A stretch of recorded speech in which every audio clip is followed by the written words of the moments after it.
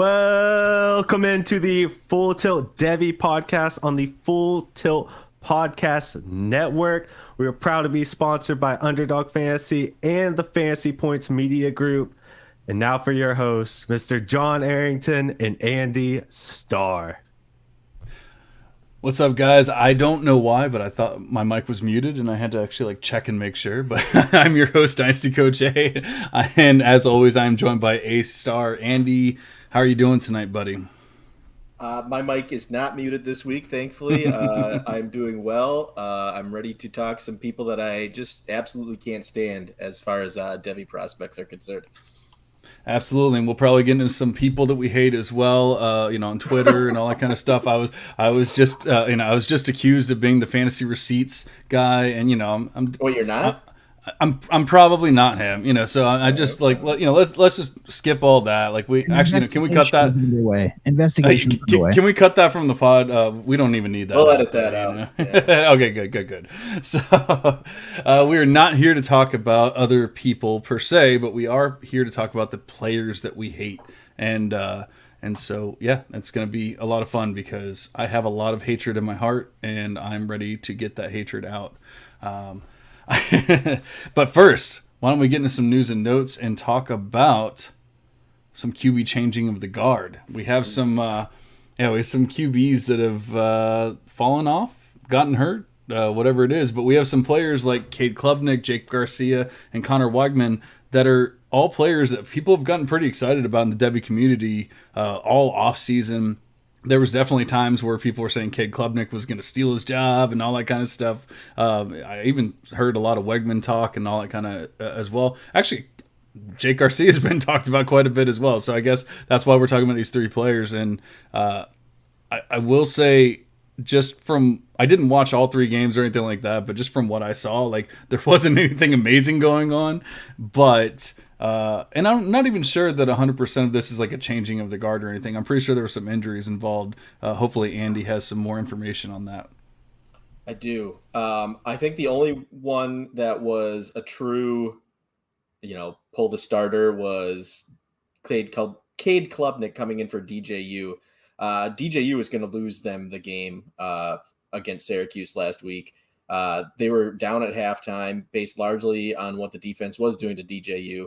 Klubnik comes in, and like you said, let's be honest, he did not look great. But what he didn't do is lose them the game.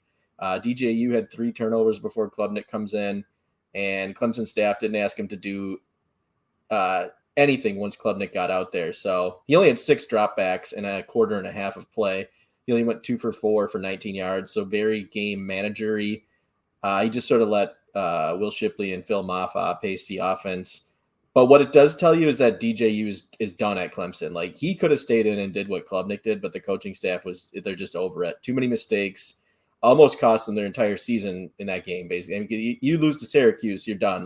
All your hopes are done. You're not going to win your conference title. You're not going to the playoffs. So, yeah, as far as Klubnik's performance was concerned, not much to be excited with that game. But, now he's got a full week running with the one. So I'm excited to see what he does on Saturday. Yeah, I'm looking at it. He had about a 48% completion rate, 4.5 adjusted yards per attempt. He did throw a touchdown, no interceptions. He was safe, like you said. So, it was a quarter of a game. We can't go too crazy with it, but I guess we'll just have to wait and see what happens. I thought I had seen that DJU had gotten injured, but I guess maybe I dreamt that or something. I don't know. Maybe he did. I don't know. To me, it seemed like they just pulled him because he had just thrown an interception. It sounds like it. He sounds like he had a terrible game. But for whatever reason, I thought I'd read that he had gotten hurt as well. DJU did not get injured in that game on Saturday. Okay. That was 1,000% pulled after 3 turnovers. Apparently, I'm dreaming about DJU. But so the next one, Jake Garcia. Now, this one, I'm 99% sure that Tyler Van Dyke did get injured. And that's why Jake Garcia came in. And once again, he did not look great. In which, to some people's dismay, because I've heard a lot of people saying Jake Garcia needs to go in there and take his job and all that. And it just, I don't know. Partial game, we can't go too crazy with small samples, but it did not look too great. Right. Yeah, Van Dyke wasn't doing great either. They were losing to the Blue Devils, led by Riley Leonard, my Right. 2024. Yeah, Van Dyke wasn't QB4, by the way. Hold on. Can you hear me? Yeah, we had some feedback for some reason. All right, sorry. Yeah, but so they're down to the Blue Devils. He gets hurt. Van Dyke hurts his shoulder. Garcia comes in and he looked all over the place. He did have the long touchdown to Colby Young, who, by the way, is now on my wide receiver radar. He's had a couple of great games back to back, but he had 5 turnovers in that game. Basically took Miami out of the game single handedly. So there hasn't been any word on the availability of Van Dyke for next week, but Coach Cristobal was already talking about Ja'Cory Brown in some interviews. So Jake Garcia might be cooked as far as I'm concerned. Not that he was super valuable right now anyway. But if he does start, he's going to need to clean it up a lot if he wants to find – otherwise, he's going to find himself in the transfer portal. Yeah, we've obviously talked about Van Dyke, pretty recently, within a few weeks, and he's done really well since then. I get that he wasn't having the greatest game, but I mean, something clicked. They were like, "Hey, you're going to lose your job," or whatever it is, but it's like something clicked, and all of a sudden he was like, "Oh, maybe I should throw the ball to these wide receivers," and it was actually working. Like, he had fallen way down in the model, and he's moved right back up to where he was, like not like high or anything, but like good enough, and. I really don't think he's losing his job here. Like, Garcia did absolutely nothing for me to think that he's losing his job. In fact, it looked pretty damn terrible for him.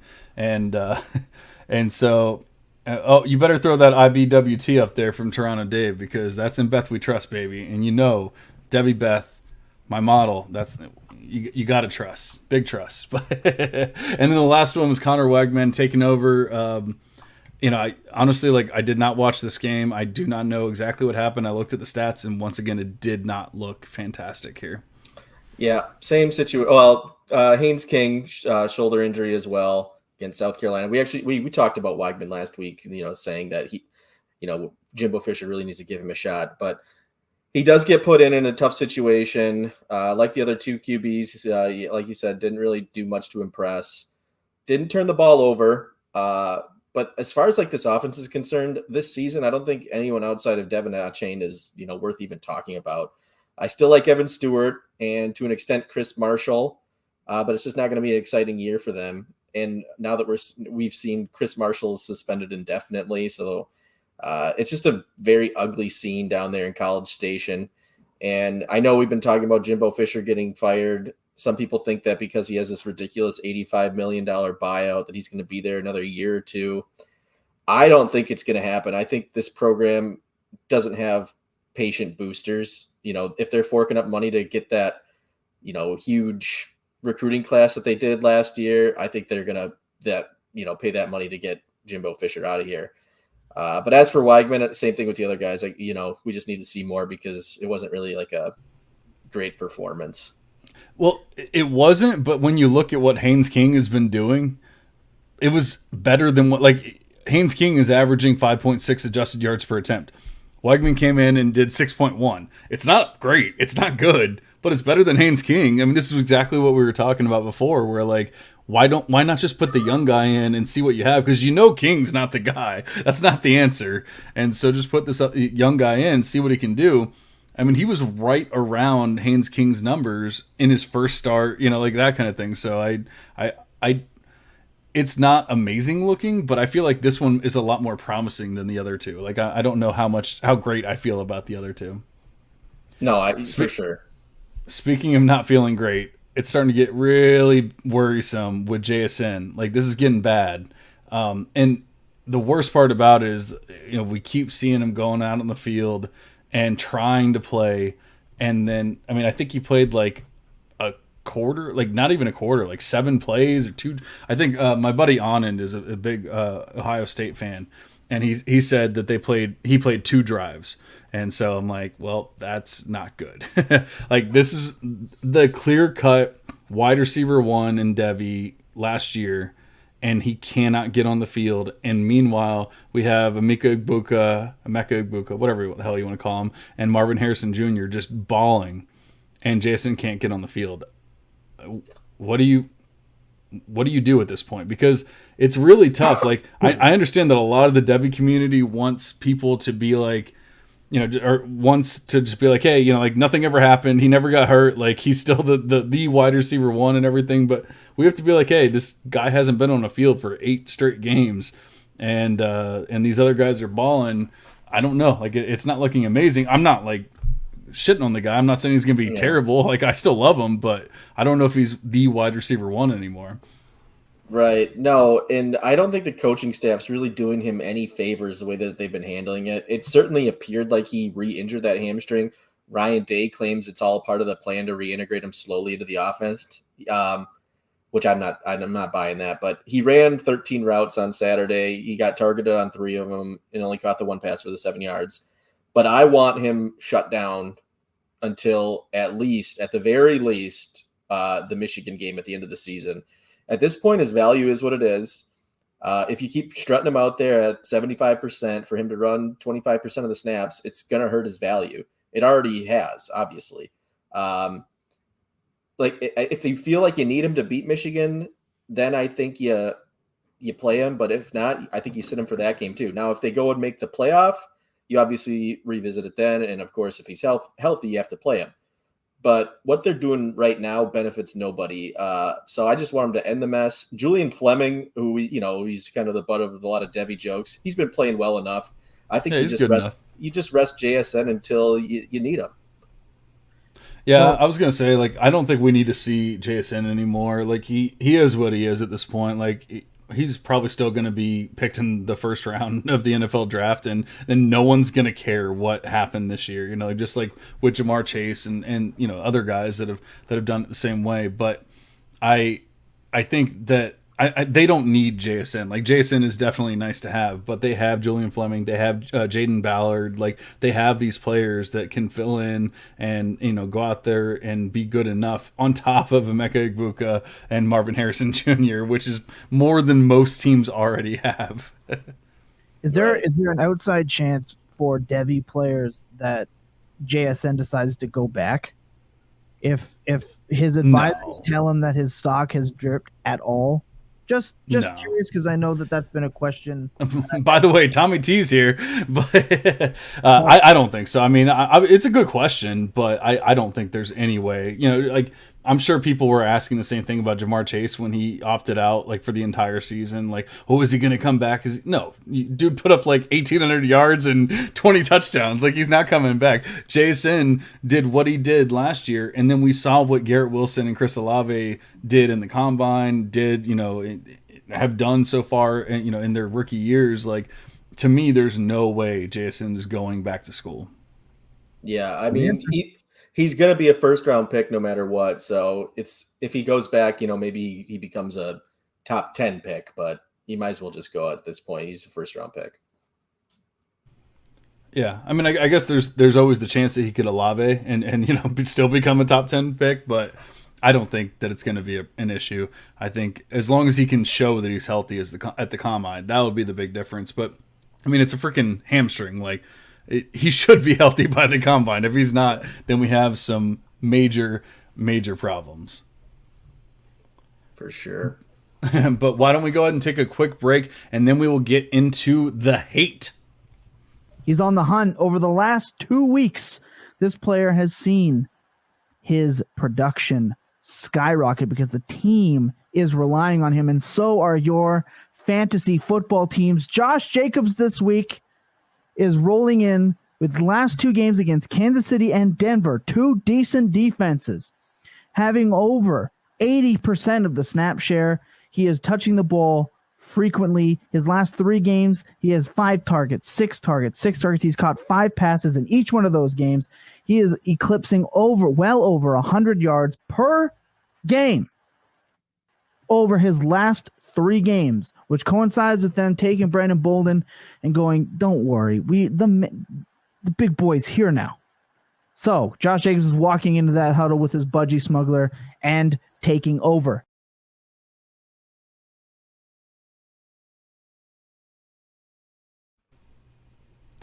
Jacobs is having a hell of a year, and gotta love the budgie smugglers for sure. I'd like to point out that not only did he wear his budgie smuggler to the game, I called top 3. He finished top tier. So Yeah, not dude, he had a hell of a game. I mean, he just looks unstoppable out there right now. It's pretty wild.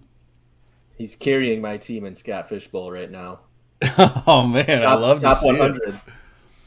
The funny thing is, I was always like, I guess in the middle with Josh Jacobs, and people were like, "Oh, you're too high on him. You're too high on him," and then other people, "Oh, you're too low on him." And I was kind of in the middle, and I have him nowhere because of it. And I'm just kind of like, well, shit. I wish I had some Josh Jacobs. Like, I guess I should have been a little stronger within my convictions because I didn't hate him by any means. I just didn't love him. But we are here to talk about the players that we do hate. But first, why don't we talk about our friends at Underdog Fantasy? Normally, I go into the whole spiel about, like, do your team and everything, but we have the Thomas Tipple here, and I know he wants to talk about some pick'ems. So, Tommy T, do you have something for us here? So Tommy T took a step out for a second. Oh no, I can't see that. Pick'ems, I mean, every single week you go in $5, make 3 bets, win $30. Is that easy? And you know what? We're going to make it even easier. Use our promo code Full Tilt, all caps, Full Tilt, just like what you're watching right now. And Underdog will match up to $100 upon your first deposit. Super easy way for you to get some free money, make that back, and just keep rolling in it. And whenever it comes time for all of our other sports that we love so much starting up, we got basketball right now, World Series going on. It's so easy. Use promo code Full Tilt. John loves baseball. Ask John baseball questions. Win your money in pick'em baseball. Just ask John. No, I love Lucas for saving my ass there because I had no idea that Tommy T had stepped away. But what I hate are some of these terrible players that people love for some goddamn reason. They love Will Levis. Man, like apparently it's not just like Devy players here. We're talking about scouts. We're talking about, Peyton Manning. We're talking about like just random people off the streets going, Will Levis, he's amazing. What has he done? I don't understand. Like, when did he? Is it just that this class is so top heavy that people were like, we have to pick a third, and somehow it became Will Levis? I mean, that's a good theory, but here, I got a question for you. Excuse me, a question for you. Who was the last first-round quarterback to have never posted a QBR of at least 80 in at least one college season? I'm going to guess a very long time, if ever. It wasn't too long ago, but the last one was Jordan Love. Oh, yeah, that makes a lot of sense. Never mind. and then before that was Daniel Jones. Yeah, I was going to say Daniel Jones. And then before that was Josh Allen, whose accuracy concerns were evident. But don't ever compare people to Josh Allen. Ever, ever, ever. And 2 out that's of what I'm those trying to 3 get are at. fantasy QB1s this year, just saying. So Josh Allen. So I think I finally figured out why everyone loves Will Levis.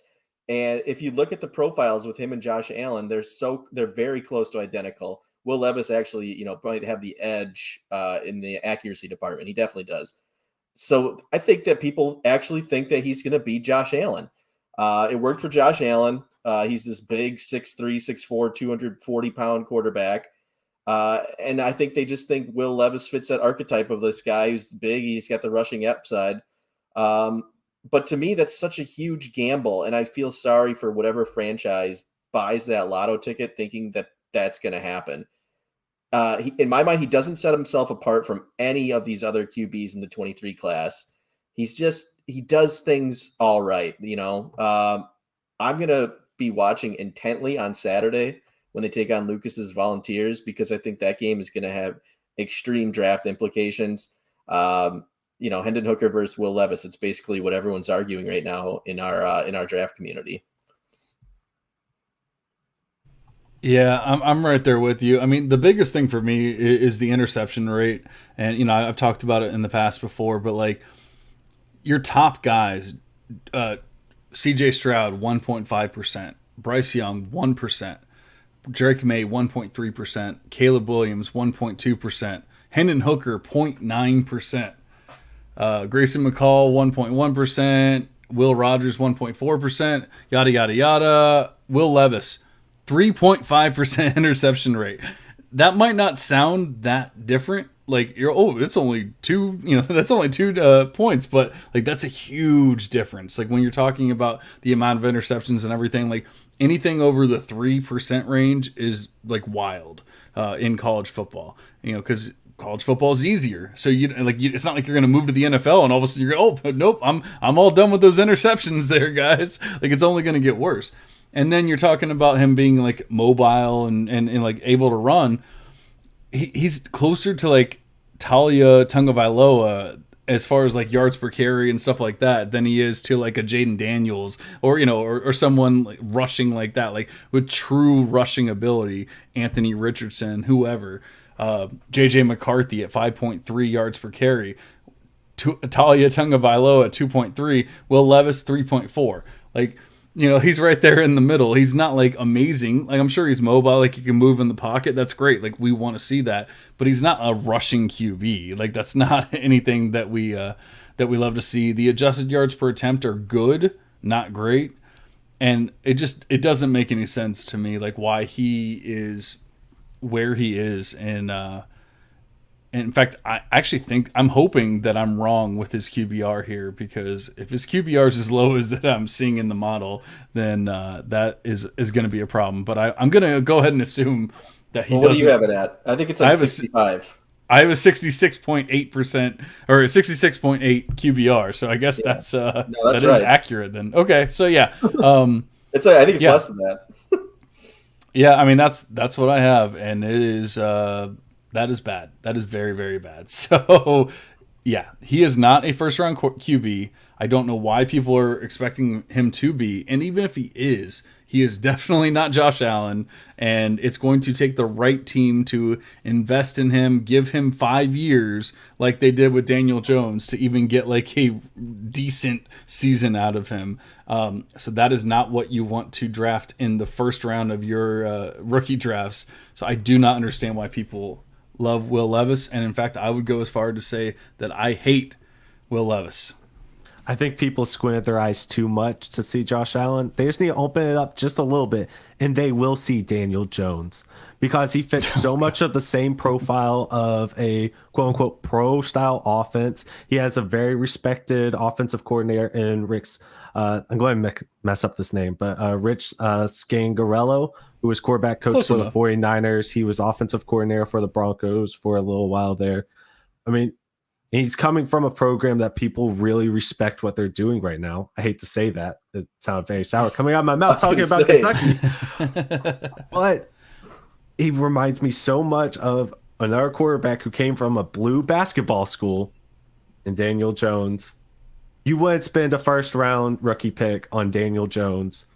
Don't do the same with Will Levis. I won't. I definitely agree there. I really think like people probably don't focus on interception rate as much as I do. And it's not the end all be all in the NFL, but I feel like in college it's a pretty telling stat. And that 3.5% is just wild. There's no one else like he's up there in my top 20, QBs because of all the stats that he's put up and everything. But like he just, when you have that interception rate, it's pretty wild. Like the chances of you being a good QB at that point and not being just completely turnover prone, whatever you want to call it, are just pretty wild. Yeah, absolutely. All right. So the next one we've talked about, go ahead. We have an incoming question right now from the chat. Redraft: should I trade Pittman for Najee and Goddard in a deep PPR league, 16-man? My starting tight end is Taysom Hill, and I'm 3-4. My wide receivers are Juju and Chase. My RBs are Pierce and Damian Harris. I want the host's reaction to this. Remember, Matt Ryan benched. That's correct. Najee should also be benched, but I mean, it's kind of tough here because you have the whole like you have the brand new QB and Sam Ellinger that like we have no idea what he's going to do, but sometimes they can hyper target the one wider like the top wide receiver, and so we could see that to where he just goes wild and just throws it to Pittman 15 times a game, and then it would look bad if you were to trade him away. But we definitely can't guarantee that, and I do not think Ellinger is a good QB. But Najee's just been terrible this year. Like that whole team, that offense is garbage. And Goddard hasn't really done anything like overly amazing either. I think that when it's all said and done, you're probably better off making the trade. But like, I don't feel amazing about any of these players really. Yeah, I don't like the trade for either side either. Generally, my rule in redraft is if you're doing a 2-for-1 trade, you want to be on the side that gets the one player because that generally means you're increasing your weekly total points. Unless you have like a actual need, like you need a tight end because you don't have one, and there's not any replacement level player in the waivers. But I would take the Pittman side and just sort of hope that the production doesn't drop with Ellinger too much. Yeah, now I will say one caveat there. It is a 16-teamer, so like depth and things like that do matter in a 16-teamer more than like a normal 12-teamer and stuff like that. So that might make me lean the other side. If we're a lot of times we're thinking 12-team leagues and that kind of thing. So we probably spent a little too much time on that, but I'm going to go ahead and say take the trade, get Dallas Goedert, and go win your league there, buddy. That way you can stop playing Damian Harris. All right. Carry on. That's the only reason why Tommy T brought this up, so he could say that he hates Damian Harris. Keeping with the spirit of the show. Yeah. Hey, there you go. Yeah, we're right there. Speaking of hate, Tank Bigsby. Why do people love this player, and why does it make me hate them so very much?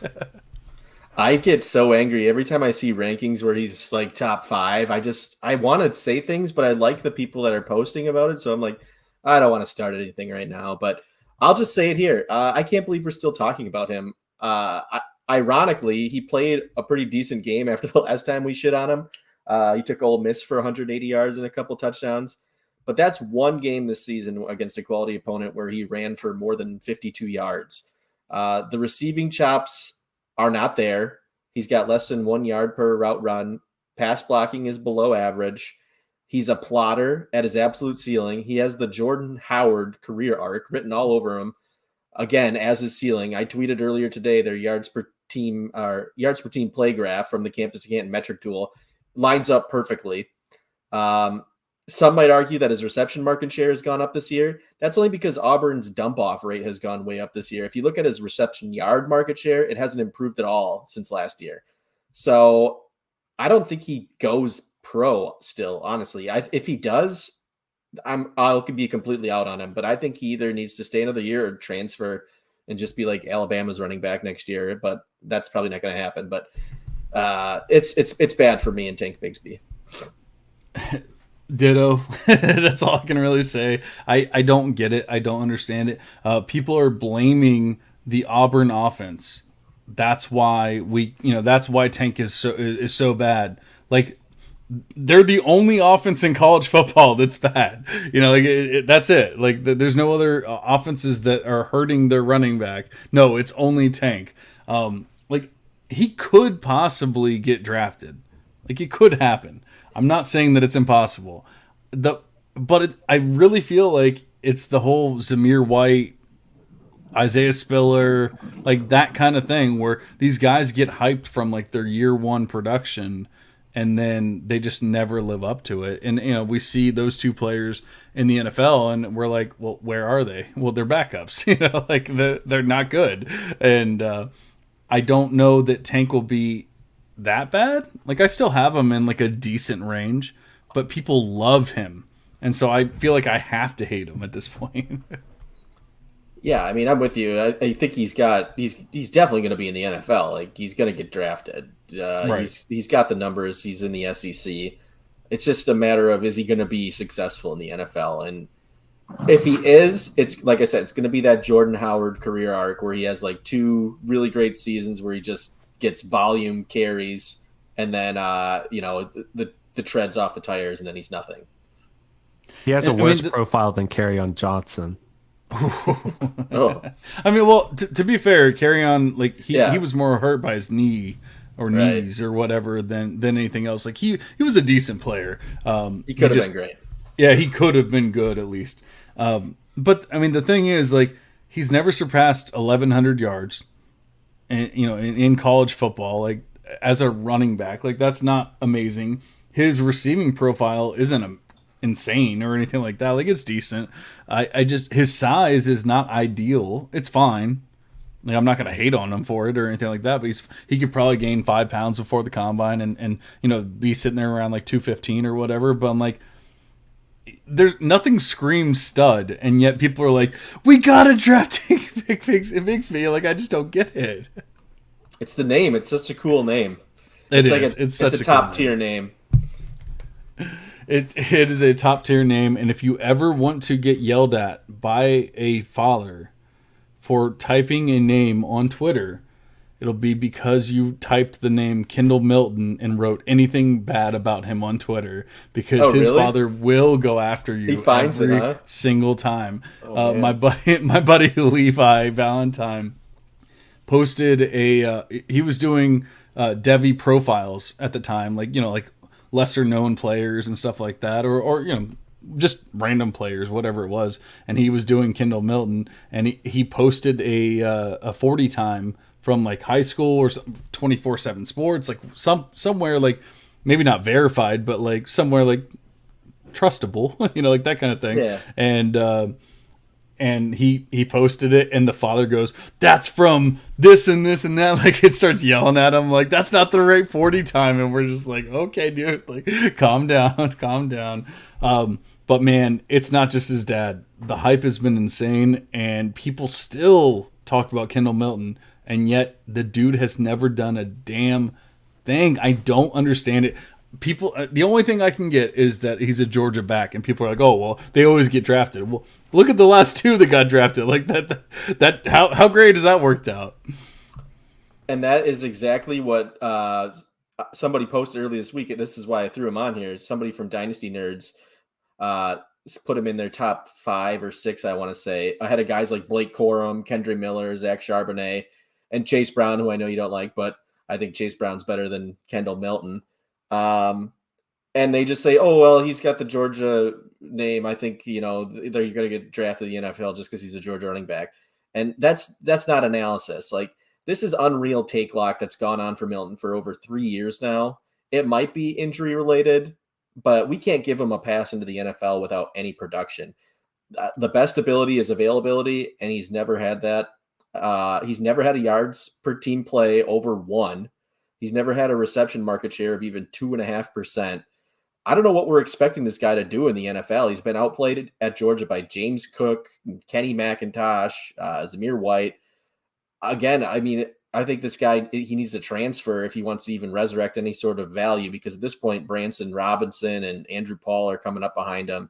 He's not going to get to play at Georgia. If he declares for the draft, I'm out on him. I don't think he might not get drafted. He's so low for me. It's wild. And not nearly the amount of hatred, but like right there, just because everyone loves him because he's Georgia back and all that. Kenny McIntosh, like I'm out. Like I'm just out. It's James Cook all over again, and I'm out. I don't want anything to do with them. I get that he's decent. I get that he has a receiving profile and all that. But like I just feel like once again it's going to be the Georgia back. He's going to be amazing, that kind of thing, and I want nothing to do with it. Like, I'm going to be lower on Kenny McIntosh than I will be, or than everyone else will be, I should say. You don't like Kenny McIntosh? I'm just lower on him than everyone else. Like, I'm I'm perfectly fine missing on Kenny McIntosh. High on him, but with all of the running backs that we have in this class, like, I'm perfectly fine missing on him. I know. That's the thing. Like, he's right there in that middle tier where, you could have easily hit or miss on any of them. But he does have that nice receiving profile. He does. Kendall Milton is awful. It's not amazing, though. Like, the receiving profile is not insane or anything. Like, or you go, it's not it's not like Alvin Kamara, like where you go, oh well, like yeah, he didn't run for much, but like look at that receiving profile. Like it's not to that extent or anything like that where you have to go look at this guy. I mean, Right. I guess if some team is like, oh, we're gonna draft him in the early second round or something, like maybe that's different. But once again, not to the extent of Kendall Milton. Like I'm Right. not that out, but I'm kind of out on both of these players.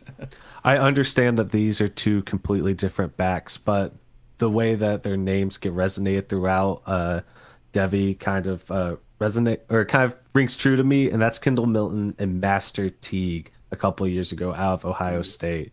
It just somebody who was fine, wasn't great, but was at Ohio State, generated a lot of hype, and then ended up going undrafted. So But I mean, at least I Master like it. Teague put down like a 900-yard season, and then he had an Achilles injury. So, like, I mean, it is similar, but at least Master Teague was decent at one point. Like, Kendall Milton, Yeah, I has mean, never been Milton's good. never done a damn thing at a Yeah. running school, like at a school that wants to run the hell out of the ball. And I mean, and like you said, Branson Robinson and Andrew Paul, like Paul would be dominating right now if it wasn't for a torn ACL, I think it was. Right. I mean, it would just be wild. Speaking of wild, people were pretty wild about Rakim Jarrett for the longest time, and maybe even still. And Yeah. it's never, ever, ever come to fruition. It's gotten worse. And Has I, it? I promise I didn't put him on here to make fun of you, John, because I think you had him as like a guy you liked in the Big Ten earlier this year. But No, I've always been the Dante Damas guy.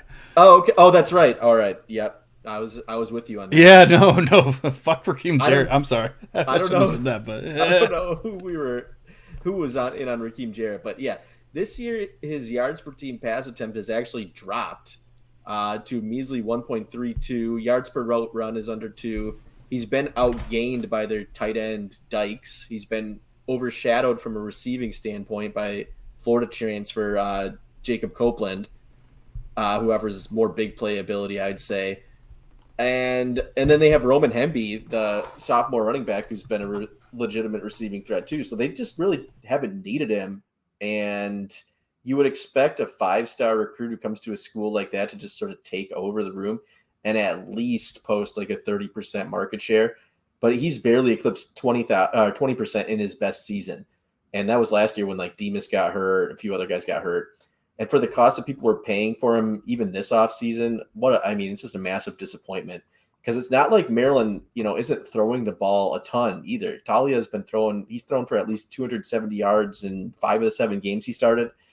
Jarrett just isn't getting any looks. So, I'm still seeing listed with him as a top 10 wide receiver. I'm out on him. I think he has to stay another year. He's gotten worse this year. yeah, I'm with you. I mean, he had the second good year, mostly because Damas got hurt. Like I feel like if he doesn't ever get hurt, then do we ever see that kind of season from Jarrett?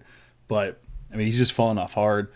I don't hate him per se. Like he's still like a decent wide receiver for me compared to like other players that are being hyped, but at the same time, I'm just like, he's not amazing. If he wants to get like good draft capital, I would assume that he will stay another year. So I like the pick. I mean, he's fallen off hard, But you mentioned the running back. What was his name? Hemby. Roman Hemby. Hemby. Dude, Hemby's standing out. Yeah. Like No, I want to talk about him right now. Like Let's he do is, it. Yeah, he is standing out. I just want to make it very clear that I'm in on Roman Hemby right now.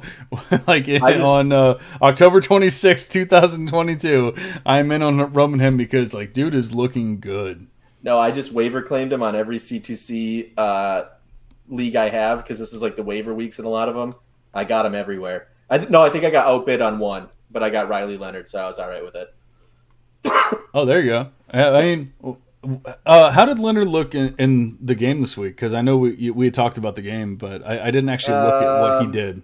It wasn't that. I mean, the touchdowns were there on the ground, but it was like 50% completion. It wasn't like great, but Didn't he have like 2 rushing touchdowns? yeah. Yeah. Yeah, that's right. I remember seeing it. I think I looked it up like on that day, and then I completely forgot, or I drank it away. One of the two. But He got the W. He did get the dub. Is looking decent. I mean, those rushing touchdowns do make a difference.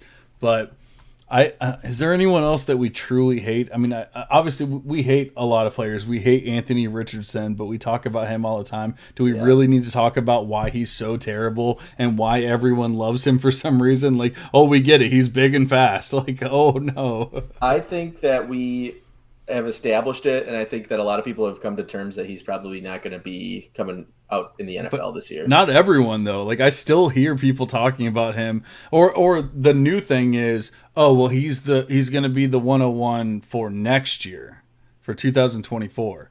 Oh, okay, so he's going to get that much better in another year. Like, is it impossible? No. Is it likely? No.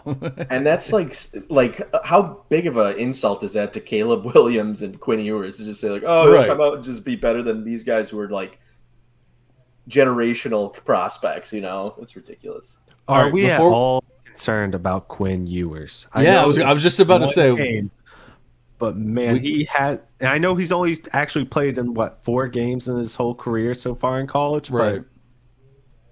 But yeah, I mean, I was just about to say that we don't hate him by any means, but man, that was a rough game. That was a rough looking game. He dropped quite a bit in the model just from that one game.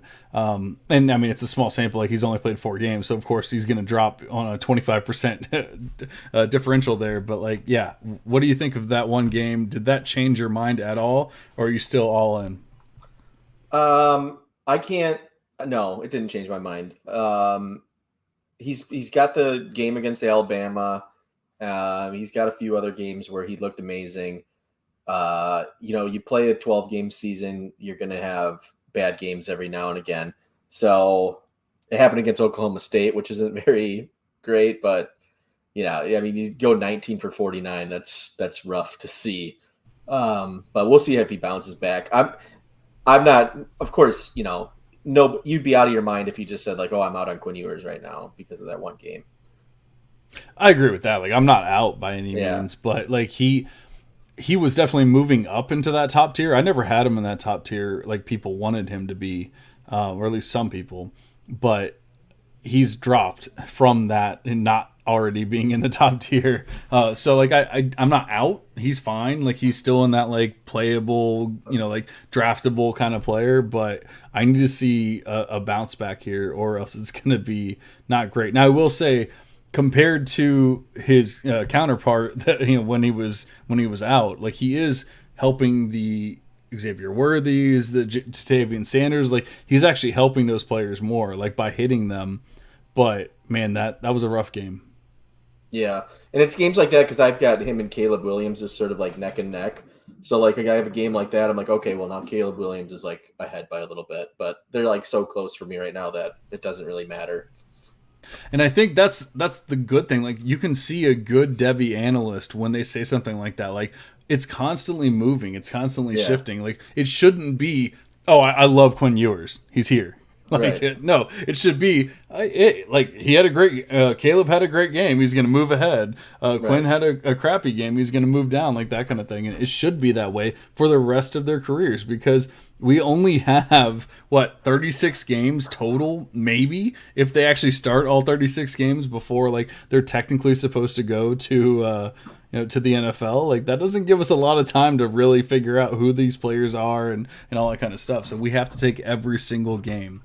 But for now, we're going to go ahead and take a quick break, and then we'll get into the Week 9 predictions. I don't necessarily have any concerns about what he'll be when he gets fully healthy. It's just, do we want to store all that value in this player in the meantime? Because I guess that's my concern. To me, if I want to wait until 2024 to get paid off on that investment, I'd rather trade Hall for like a 24 first and whatever, and a bunch of other things that I can get with a 24 first. And then if I'm going to store that much value in a player, I kind of just want them to score points for me, I guess. And that's my concern. Like Hall's not going to be a value this year. And then next year, he's probably going to be playing, but he's probably not going to provide the same types of value over replacement we were expecting him to. And I guess that's why I'd rather sell, in the sense that I just don't know that I'm going to have to feel the pain of of losing him for a while. And if I'm going to hold that much value in a player, I really just want that production.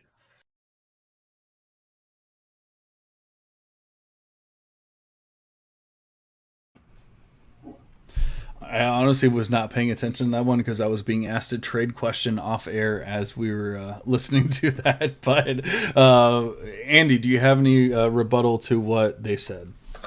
I'll be honest, I was getting yelled at by. No,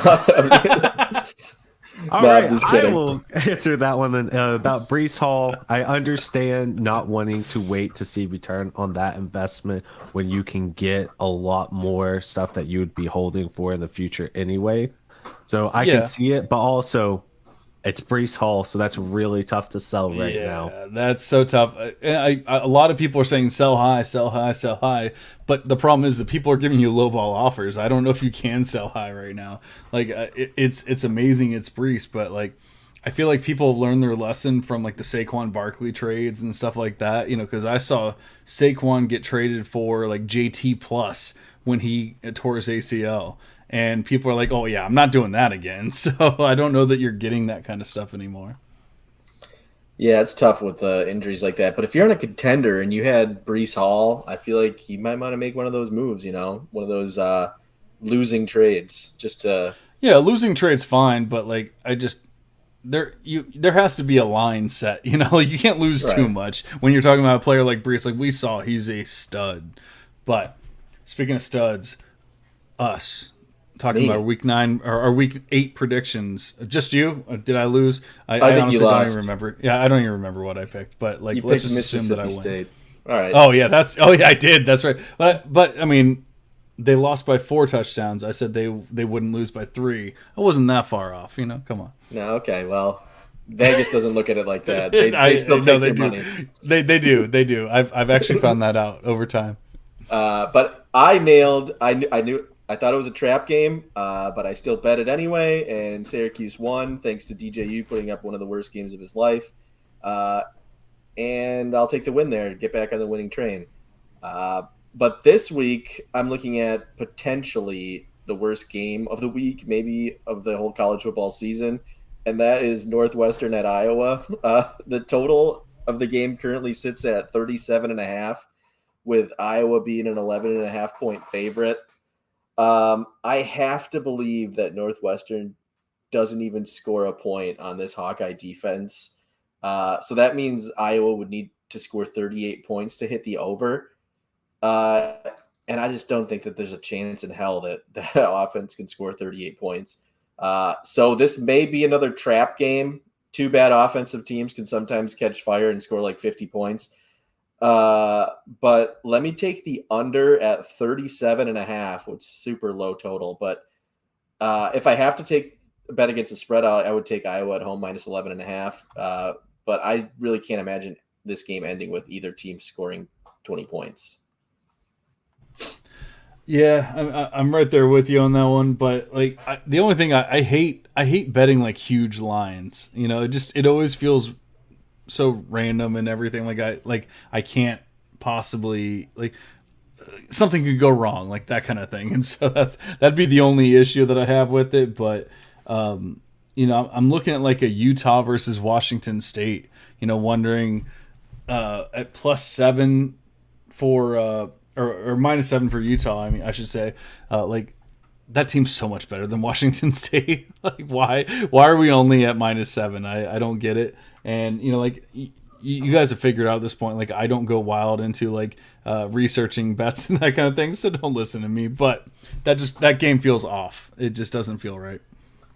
My only concern with that game is just how bad Utah's defense is, and Cam Ward might just do like some FCS magic and throw like for 350 yards. But it's not like Cam Ward's been great though. No, maybe he finds it this week. This is the week. What are we? Week 9? Like week 9 or whatever it is. That's when it's gonna. Yeah, week 9. That's when it's gonna happen. Cam Ward, the stud. Nice. I hope so.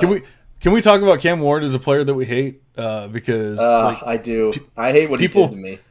People are so wild about like, oh, he's coming from the FCS, he's gonna be amazing, and like I always said it was just come on guys, like how often does that actually happen where they just come over and they're amazing? Is Bailey Zappi.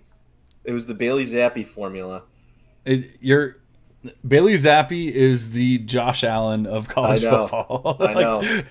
You looked at one guy and you're like, well, see that guy? Yep. That's why I'm going to go ahead and make lesson. This. And yeah, we can't do that. But I mean, I don't even know how high you were on him, but there were some people that were talking about like top 5 QB and stuff like that. Like, I don't think you were that high, right? No, if you were, then we need to shut the whole pod down. I had him in the top 10 though, for sure. Not top 5. I think I had him like at 8 or 9, but still way too high. I mean, top 10 is like I would have never done that, you know, as the best co-host, but like but at the same time, I guess I can understand like top 10 isn't like that wild. No, I mean it was speculative. I was just trying to get ahead of the curve a little bit. All right, so who are you watching this week? So I put Jake Garcia on the sheet because I want to see some more out of that quarterback room. It doesn't look like Tyler Van Dyke's going to play, and he was just so bad. You know, for me, I feel like I'm out on Jake Garcia. But if he's bad again, you know, then we'll probably see Ja'Cory Brown, which I'm going to be interested in because, you know, you get a freshman 4-star quarterback coming to play at a Power 5 school. You obviously have to pay attention. So if Jake Garcia plays bad, I want to see Ja'Cory Brown. And that's kind of why I threw him on here. I like it. I mean, I don't believe in Jake Garcia, so like I kind of am right there with you. I just want to see him. I don't ever want to see somebody fail per se, but like right. I don't want to see him succeed. So another player we hate. Yes. So my player is a little controversial, if you will, but like the player I want to watch is Marvin Harrison Jr. because people have him as the wide receiver 1 in the 2024 class, or even Devy overall in some cases. And don't get me wrong, I like the player. Like, he's very high up in my ranks for sure. But like, I feel like his own teammate is outproducing him on his own team. So how can you sit there and say that he's the wide receiver 1? But we're going up against a decent, you know, team in Penn State and everything. So like at least a ranked team, but at the very least, should be a pretty good game. Obviously, I would expect Ohio State to win, but I just kind of want to watch Marvin Harrison Jr. there and just see like, is he that good? Because I've yet to actually like truly focus on him. I've watched him in some games, but like I haven't really focused, and he hasn't like blown up in the games that I've watched. And then the games that I don't watch, you know, he has like 150 yards and 3 tutties. And I'm like, well, where were you last game where I actually tried to watch you? So I'm looking for a big game for Marvin Harrison Jr. because if people want him to be the Devy wide receiver 1, I need to see the Devy wide receiver 1 out of him. Yeah, I mean, I'm there with you. I think between him and Emeka Egbuka, it's kind of the same thing with Ewers and Caleb Williams. It's like, you know, if you want to argue one over the other, then I'm fine with it. I will say Troy Franklin from Oregon, who I talked about in the Devy recap, if you guys want to check that out, comes out every Tuesday. Yeah, Tuesday. I've heard of that show. Yeah, I've seen it. It's actually really good. It's only like 4 minutes long. You can just knock it out while you're making your coffee. But Troy Franklin has been playing really well this season. If you want to talk about guys that are in the 2024 class that are climbing, I think he's right up there with those Ohio State guys. I do not have him in that tier just yet. Like, he is moving up though. Like, so I have the Ohio State guys and Xavier Worthy as like my tier 1A, and then correct. I think I'd put Troy Franklin in like a tier 1B ahead of everybody else. I don't hate it. Or just put him at tier 2 by himself. Yeah, I don't hate it. I would definitely put him more of like a tier 2 than a 1B. I don't think he's, at least as of right now. Obviously, like, we've seen crazier things happen, Jameson Williams and whatnot, but I'm not ready to have him in that tier 1 just yet. Like, those guys are just dominating, and when you have two guys like Emeka Egbuka and and Marvin Harrison Jr., and they're dominating together, then that just shows how amazing they are. Like, I get that the offense is obviously great and all that kind of stuff, but once again, going back to Garrett Wilson and Chris Olave, like, we see what this team is pumping out, and the fact that Jason's not there and they're still just doing everything that they were doing, like, they didn't skip a beat from last year, shows me that these two guys are special. And I don't know if Troy Franklin is special. Like, he's good. I don't know if he's special. He's good. I'll agree with that. He is good. Speaking of good, we have a lot of good football to watch this weekend, and hopefully we have some good players to talk about next week, because we only talked about shitty players this time. But like, let's go ahead and get out of here. It was a great time. I appreciate you, Andy, Lucas, Tommy T, everybody that contributed. Thank you so much for listening to all of you guys. But I don't even know if Tommy T is still here. But does anybody have anything to say? He's at the casino. He left. He's at the casino. Okay, cool. Does anybody have anything to say before we get out of here? Man, we are in week freaking 9. College football playoff rankings come out, I believe, next Tuesday. I think I'm right. I know they come out before Tennessee plays Georgia. And man, I am excited. We're going to see what happens, but can't look past Kentucky this weekend. So I gotta say, it's very fun to do a Devy show when your college football team's actually playing well. That brings joy to my life every single day. So I'm very happy right now. As always, make sure you hit that subscribe button. Go to our YouTube page. It's just YouTube and then / the Full Tilt Dynasty Pod. Very easy to find us. Look for us on Spotify, Apple Podcasts. Leave reviews. Say how much you love our show, our beautiful faces, how you wish that there were even more beards from the other guys. I mean, put all of that stuff in there. Yeah, it was absolutely great spending my Wednesday night with you all. A quick question before we go out, because I just want to know, because somebody's still new to us. Whenever I know it's early, high school football, we have recruiting starting to really heat up. How much do you all weigh players' weight in like athletic measurements coming into your projections? For high school players? Mm-hmm. So the only high school weights I care about are running backs, and it needs to be 195 pounds. Anything less than that, I mean, it's not gonna happen for me. Now there's exceptions, but if I'm looking at just a high school running back in general, I'm out on them until, unless they're 195 pounds. That can change obviously, but from a freshman standpoint, that's where I'm at. 195 seems a little high coming out of high school. Like, don't get me wrong, like I would love for every player to be 195, but I mean, we see guys like Jahmyr Gibbs at 205 now, like coming out. We're probably expecting him to be right around 205. Tank Bigsby, the greatest player of all time, is 208 pounds. So like 195 seems a little small. I would like all the players, but like I feel like you should at least keep players on the radar if they're around like 185, 190, like that kind of thing. Yeah, that's true. But I mean, I think big wide receiver guy and Solving Football did some analytics work on it. And typically a prospect can expect to gain like 12 to 15 pounds while he's in college. So that's where I get that 195 number from. Yeah, it makes a lot of sense. I'm just saying, like, I mean, think about, if you have been like, oh, no, I'm all out on this Gibbs guy. Like, he was probably like 185 coming out or 190 or whatever the hell he was. And, like, I'm all out on him. So I don't want to miss on too many players just because of, like, a crazy threshold. Now, I'm not going to be like, oh, look at this Deuce Vaughn guy. Like, he looks really good. Like, I don't want to get to that extreme, but I feel like maybe 185 for a running back, 190 coming out, I can still be on board. Every other position, I'm basically like, I'm fine with. Like, you could be 140 pounds as a wide receiver coming out, and I'll be perfectly fine, because I would expect that you can gain 15, 20, 30 pounds, whatever, before it's all said and done, and be just fine. And even if you don't, I really don't care, because look at Devontae Smith. Dude is a baller, and he is a teeny tiny man. Awesome. Great show, guys. Just thank everybody for watching.